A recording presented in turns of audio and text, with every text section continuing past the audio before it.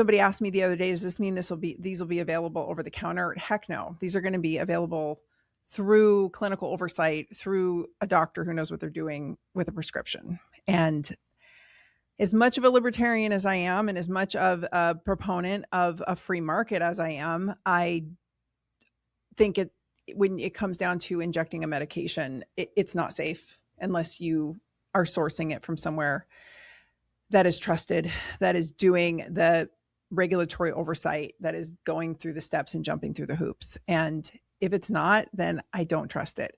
And to be totally honest with you, I have used research only peptides, and oftentimes a whole lot of nothing happens. And we're going to get into that. We're going to talk about that just next. But for now, I don't even know if you can run out to your doctor. I've talked to several of my colleagues, and we're still unclear as to, are we allowed to prescribe these yet? What's going on? And so still waiting to hear back from Dr. Lavalle and just kind of what the landscape shakes out to be. But as of right now, we are at least headed in a better direction. And I think that's exciting. I think that some of these listed, I've used extensively in practice, and they are quite nice to have around in the right patient. And we're going to talk about that just next, because that matters more, I think, than the peptide and its availability. All right. So what do I mean by the right patient? My background was in regenerative medicine, meaning I would apply natural substances intra-articularly and into enthesis points, ligament and tendon enthesis points where ligament and tendon meet bone. And I would treat with injection therapy, with regenerative injection therapies, I would treat musculoskeletal conditions. That is what I did for the bulk of my practice. That is what I did for a very long time. That was what I was very well known for in my profession. I've taught hundreds of doctors how to do the same, and I'm very good at it.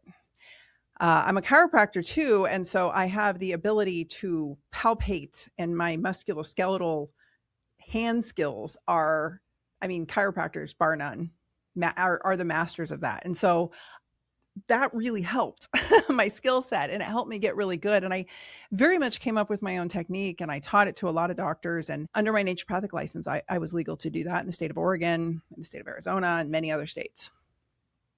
So what I found in that clinical practice, I want to preface with, I firmly believe that any type of therapeutic applied to a body, whether it be hormone replacement therapy, peptides, regenerative injection therapy, stem cells, exosomes, all the things you're hearing about out there, they do not work well in those who are metabolically compromised. And 94% roughly of US adults are cardiometabolically compromised. So that leaves us with roughly like 6.8% of US adults who are in a position to be in healing mode. And when I was in my big practice, before I shut that all down during COVID and got the heck out of Oregon just recently, right? Because I was over it. I had a application only process because I felt it was incredibly unethical to apply regenerative injection therapies to patients that it wasn't going to take well in, because there's no code to bill for these services. And I didn't take insurance anyway, but there wasn't, even if I did, these were not coverable services. And so these were payment at time of service, people's money with their credit card or cash out of their pocket. And I certainly was not going to charge somebody or even apply a treatment when it wasn't going to do diddly squat.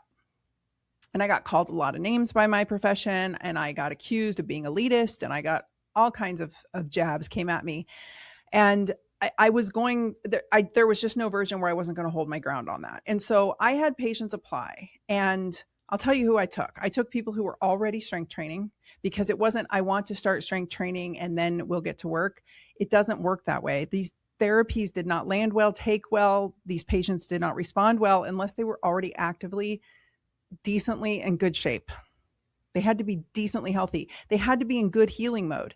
Good healing mode means good metabolic health. Good healing mode means regulated blood sugars. Good healing mode means your hormones are optimized, usually utilizing some version of HRT.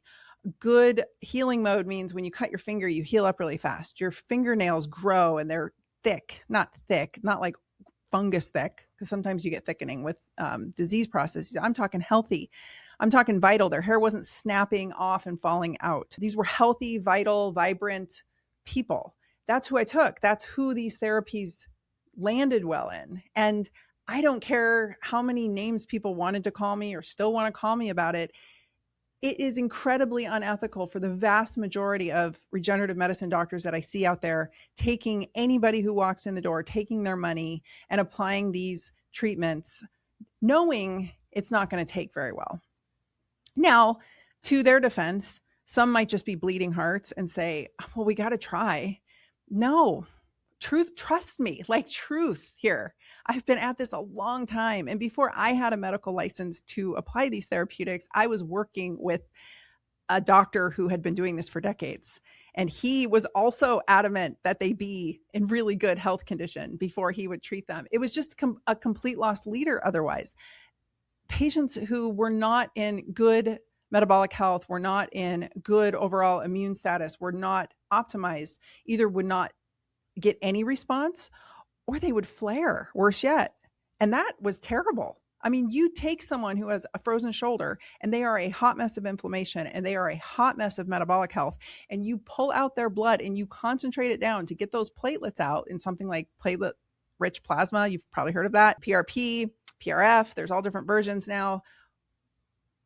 All you're doing is concentrating that hot mess of inflammation and shooting it back into that hot mess of a joint. And now that joint goes bonkers and it either freezes up worse or it swells. It's not great. This is not great. Now, that's not to say that you have to be the epitome of health in order for these therapeutics to work, but you have to be in relatively decent health. I would not treat diabetics because anytime you stick a needle into a diabetic, you are running the risk of infection. And when blood sugars are that whacked out, immune system response and healing response is completely whacked out. And all of the biochemical signaling cascades that have to happen in order for healing to occur don't occur well in those who are struggling with diabetes and have really elevated blood sugars and completely jacked up insulin levels. Same goes for people if they were malnourished.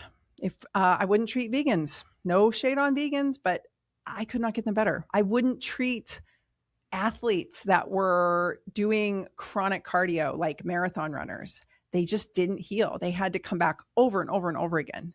And it was crazy. You know who healed really, really well? You can guess.